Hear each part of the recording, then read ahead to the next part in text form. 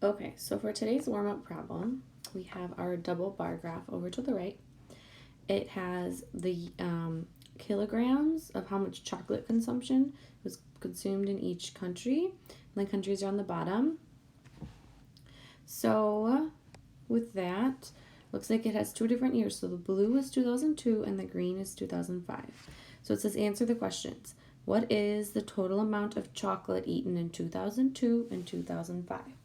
Wow. So a key word here, a key word would be total, right? It's asking us for the total amount of chocolate. So I have to go through each one of these and look at where they end up for our total. So I'm going to start with Belgium. So Belgium has 8 plus 11 plus 10 plus, I'm over here, 11 plus right here 3 plus 4 to get my total. So I'm going to do my math. Well, I know that 11, 10, and 10, well, I have 3 10s here, so that's 10, 20, 30, plus 31 and 32, so these make 32. Plus my 8, 32 plus 8 is going to get me 40. Plus my 3 and plus my 4, 47. So 47 label kilograms. You'll, of course, type in the box, your total. So 47 kilograms of chocolate consumed throughout those 3 countries. Wow, in 3 years. Okay, so question 2 says, how much more chocolate was eaten in 2005 than in 2002? Ooh, so for this one, I'm going to use my blue. I'm going to tally up how much chocolate was eaten in each country because I'm going to compare the two. So keyword more, much more, right? In 2005 than 2002. So I know I'm going to be doing some subtracting here. So let's start with O2. So O2, we have the numbers 8 plus, for each country, 10 plus 3. Well, 10 and 8 is 18 plus 3 is going to get me 21. Okay, so 21 kilograms was consumed. Let's go to the next one in 05. 3 different countries. Belgium had 11 plus 11 plus 4. So 11 and 11 is 22 plus 4 is 26 kilograms were eaten. So in order to find my difference, right, because there's those keywords in there, more than, how much was more eaten in 2005 than 2002? Well, we have to find our difference. So 26 minus 21, 6 minus 1 is 5, and 2 minus 2 is 0. So 5 kilograms more was eaten, okay? So 5 kilograms. Okay.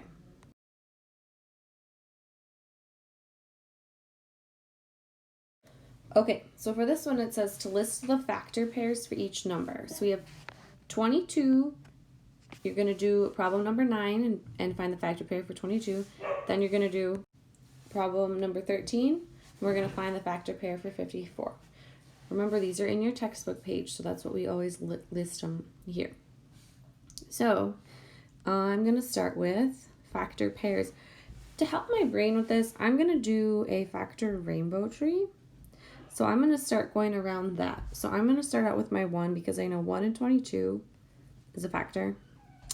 And actually, I'm going to do this down below because I'll put my answer in the box. So my rainbow here. So I have 1 and 22.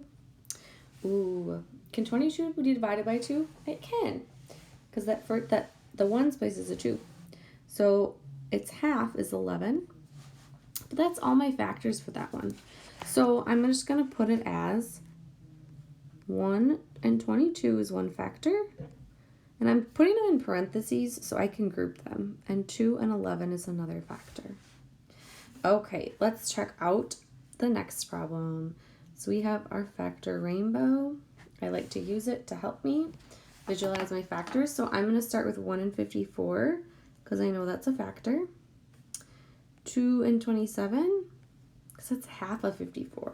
54 is an even number, so it is going to have a half. 54 is divisible by 3, so I'm just going to kind of work my way up, and that's 18. And it's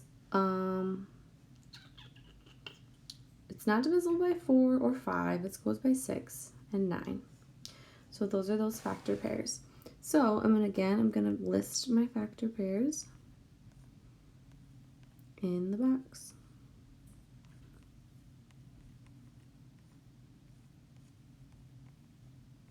Okay. Okay, so for this one, be careful that you make sure you did the prime factorization for each number. So for this one, we're gonna make our factor tree. So we have 25. Ooh, let's think about it. Remember, we can't use 1 and 25 because those are not prime because it's only multiplied by itself. So we have to make sure we're not using 1 and itself. So can't use 2, can't use 3, can't use 4. Well, we know 5 times 5. Well, can we break down these 5s any further? No, we can't. So they're going to be our answer. So it's going to be our prime factorization. So 5 times 5 is as much as we can break 25 down to. Okay, so for the next one, we have 26. We're going to break down 26 into its prime factors. So, ooh, this one's tricky. I only can think of, well, 2 and 13. Can 2 be broken down further? Nope. And can 13? Nope. It's prime numbers, so that's as far as we can go. So our answer in the box will be 2 times 13. Those ones were pretty simple. There wasn't quite a lot of prime factors for those ones. Let's try one more. Okay, so for this one, it says write the prime factorization for the number 54. So let's get our tree going. So we're at 54. Remember, you can do your tree in different ways. So 54, I'm going to break it down into 9 and 6 is what I'm going to choose to do. Well, 9 can still be broken down into 3 times 3, and 6 can be broken down into 3 and 2. Can we go any further than these? No, we can't. So I'm going to circle them because that's where they end up. So one way you can write your answer is this way. You can say 3 times 3 times 3 times 2. However, another way you could write it is, remember when we were using our exponents? Well, since we have 3 3's, we can do 3 to the power of 3 times 2. So those are 2 different ways you can write it. We can go 3 to the power of 3 times 2, or you could say 3 times 3 times 3 times 2. Those are all both different ways. And be sure now to go log into your iExcel and practice skill E6 on prime factorization. Don't forget to record your SMART score in your Unit 1 iExcel SMART score sheet that's posted in the top of your Google Classroom.